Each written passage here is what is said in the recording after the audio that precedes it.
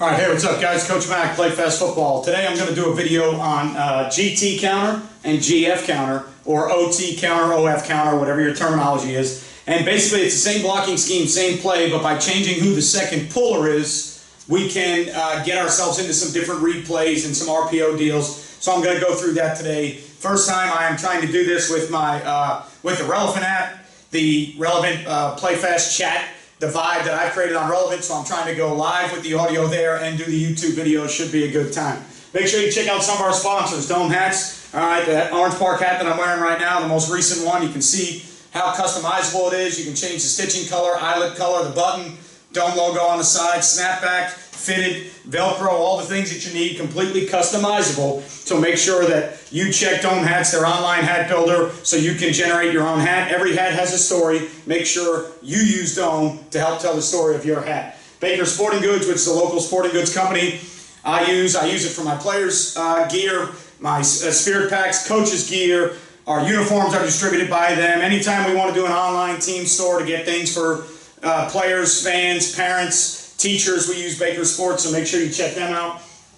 JustPlayFB, which is digital software taking your program to the next level. It's the playbook design that I use, or the play drawing diagram tool that I use. It's got some unique quiz features in there where you can really take your program to the next level by educating your players on the playbook and the game plan. And again, for me, it's the easiest play drawing tool out there. So anytime I am going to speak at clinics or I'm going to do a webinar for my Patreon site, I always use Just Play. So check them out. GameStrat, excuse me, which is sideline replay system that we use. I'm wearing my GameStrat t-shirt today.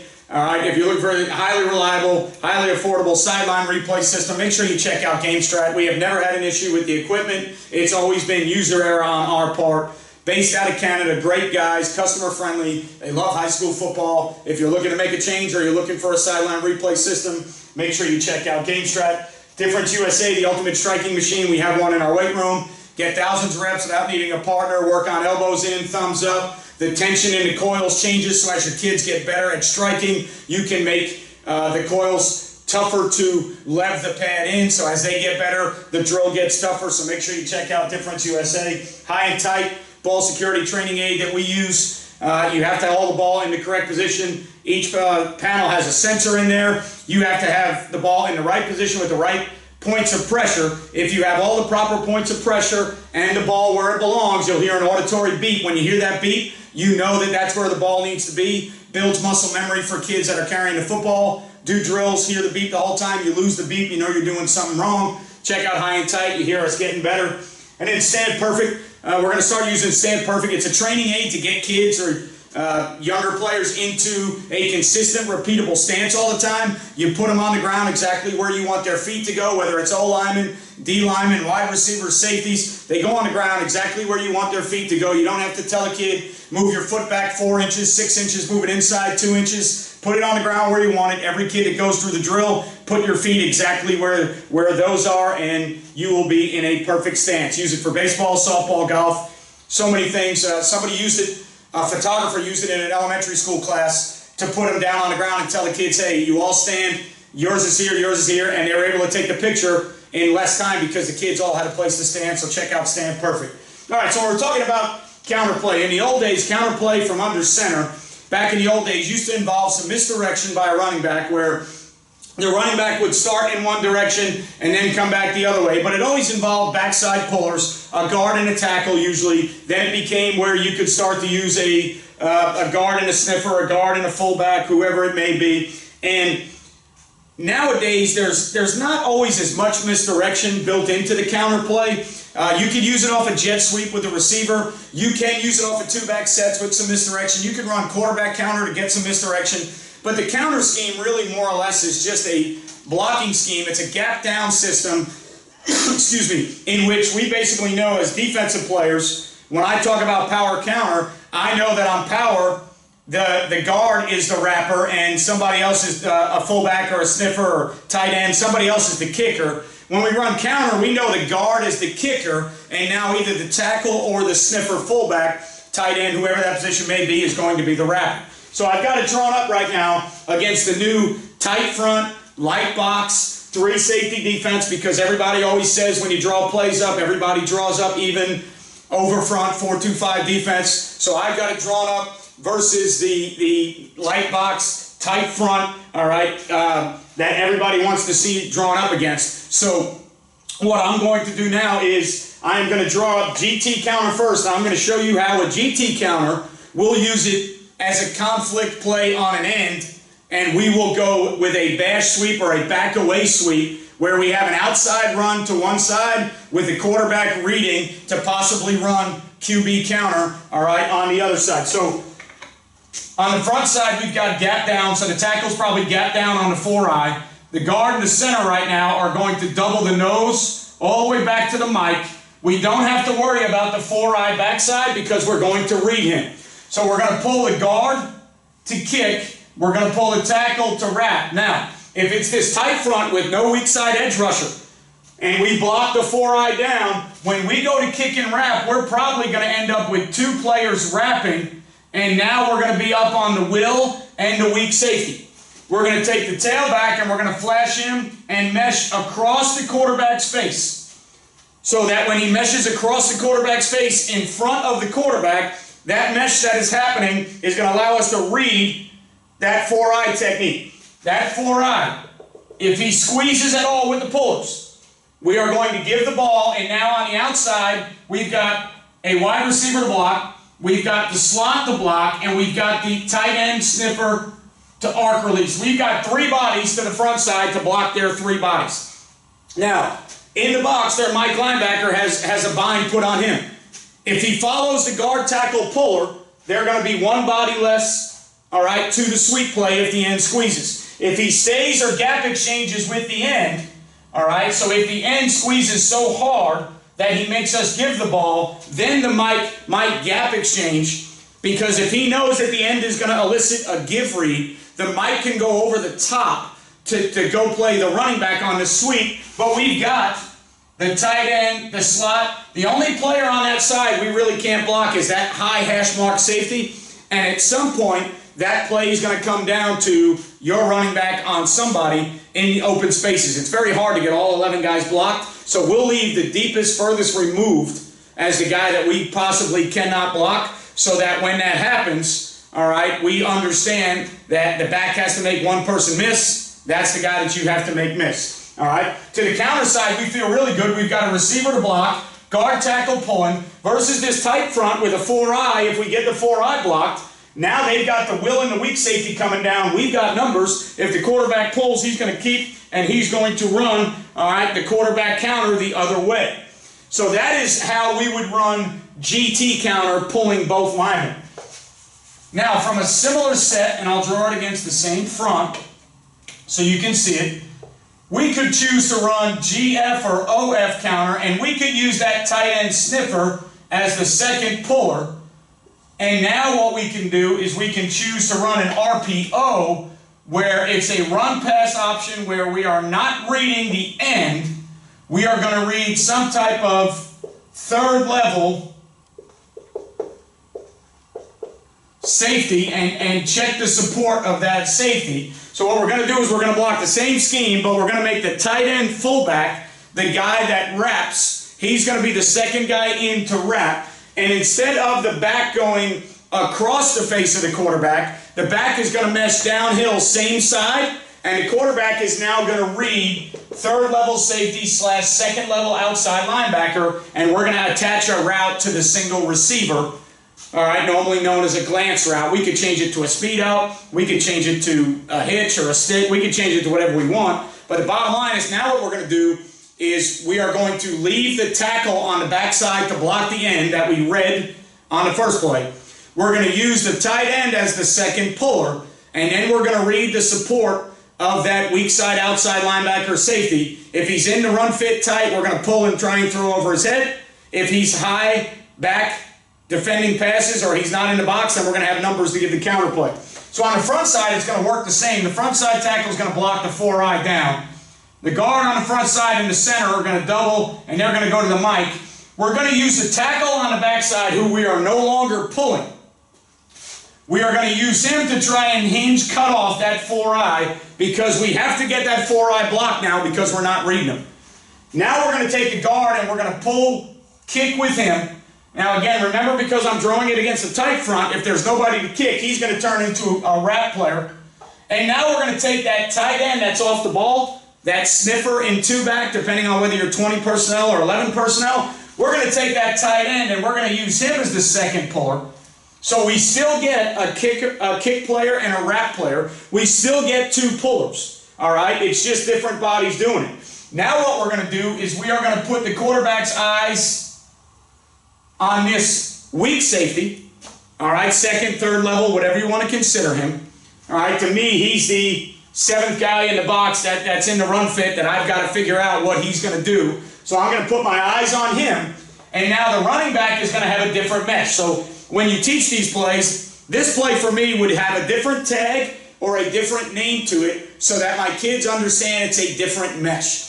The first mesh was happening in front of the quarterback. We were reading a first level player. It involved the quarterback run off the read. This mesh is a same side mesh that involves a second or third level read with a pass attached to it. So we've got to tag it or call it a different name so our kids can identify. The blocking scheme up front is the same, except for the tackle on the backside is staying on and the tight end fullback is the one pulling. Everybody else on the front side is doing the same thing. Where it's different is the mechanics of the mesh. This now becomes same side mesh with the tailback. If he gets the ball, he will follow his pullers, but the quarterback can now open to that side so he can get his eyes and mesh. Remember, an RPO, in my terminology, is a post-snap read, which means when the quarterback opens, he must mesh with the tailback. He must put the ball in the gut pocket of the tailback with his eyes on the read. If the read is down low in the run game, he must eject the ball, throw that forearm hard into the rib cage back of the back, of the running back, so the ball gets ejected. Reset his feet to throw what we are going to run right now as the glance route. 5-step, skinny post. All right, the glance route. Weak safety down. We pull and we throw the glance route. Weak safety back. We're going to give the ball. We should have decent numbers. Okay, so now what you've got is you've got the GT counter play. You've got the GF counter play. We've got a read on a first level end. That could be a quarterback run. We have a read on a second or third level player. That can turn into an RPO. The front side blocking is gap down. We haven't changed one thing. We still have a backside guard that is going to be a pull kick player. We still have a backside wrapper, so we're bringing a second puller with it. 2 different meshes for the quarterback and the tailback. But once you have that system down, you can now build it into several personnel groups. You can use jet motion and read off the DN, all right, the bash play, the GT counter, which is a real nice constraint on the defense because linebackers are seeing guard tackle pull in one direction and they're getting an outside sweep run in the opposite direction. So now for them to equate those numbers, all right, you're doing a really good job with eye candy and some things to conflict those players. Hey, do I follow my underkeys that just pulled and play over the top for that play? And if I do, I can't help on the front side outside run. So now you can change your formations, your personnel. Once it's taught as a gap scheme, you've got very simple, easy, effective gap scheme rules that never change. All right, so it is GT counter, GF counter. One is a quarterback design run with a read on a first level player, still an option. One is an RPO. Pass-based play off a run that has a read on a second or third level defender, still an option. So they're both option football, in my opinion. They're both double option football, in my opinion, because there's only 2 things after the mesh. I can either give and keep, or I can give or throw. So if I'm a quarterback, the double option on the first play, the GT counter, is I give to the running back or I keep and run. 2 options for me. On the RPO, there's 2 options as well. I give to the running back, or I eject, set my feet, and throw the glance. So post-snap with the mesh, it's double option football. To me, I don't care if that was Flexbone, Navy, Army, Air Force, triple option. It's option football. It's double option football. One just involves a pass, and because of the rules of the game of football, we can do that. Okay, so if you're a counter team, this is an easy way to build it in. GT, GF. you can build in other formations, you can build in motions, you can build in other skill players to get the ball to. The only thing I would add to it is on the back side of these plays, I would keep my receivers involved by having them run gift routes or pre-snap access routes, so like hitches or slants, so that if the defense came up with a loaded box and you're trying to play with tempo like we are, we're not going to change that play at the line of scrimmage. Defense comes up with a loaded box, a blitz, a pressure. You can't run that play. They have too many bodies. You give your quarterback a chance. So for argument's sake on this one right here, all right, if this box, for whatever reason, if this middle safety was down looking like he was going to come off the edge, all right, here, and maybe the weak safety was down like he might come off the edge and the free safety was sitting in the middle of the field. Sorry. Free safety. All right. You get some type of man-to-man look right there where I'll draw the nickel. So maybe the nickel's off the edge and the middle safety's here, and they give you some type of 7-man box that looks like it's going to be some type of blitz. You're worried about the numbers. Well, out here, we can build routes in, whether it be hitches, maybe fades versus press. All right, maybe 3-step slants versus press, so that if my quarterback has that play called, and we call that play in 12 to 14 seconds from the time the ball was spotted, in other words, the last play ended, I've already given you the formation and the play that I want you to run. I haven't even seen the defensive front. I haven't even seen the defensive coach. Now the quarterback's job is to say, hey, look, do we have enough numbers? Can we run this play? If we don't have enough numbers, I've got to get out of the play. We don't audible and change the play. That's not our style of play. So he's got to have a pre-snap gift or an access throw to get him out. So if the box is loaded, he looks and goes, Coach, I got to take the hitch or the fade here. I got to go one-on-one outside. I got to match up with my receiver, and they got 8 guys in the box with pressure coming. I don't think we can block that. Got to rep it in practice. Got to rep those things. Got to talk about it in film. Got to teach your quarterback how to do all that. But that's how you play as a tempo team. You give your quarterback answers. We're running option football, double option with a quarterback run, double option with an RPO. It's all option football. It's all the same. So a lot of guys out there already run counter. A lot of guys out there run it, all right, really well, a lot better probably than we do.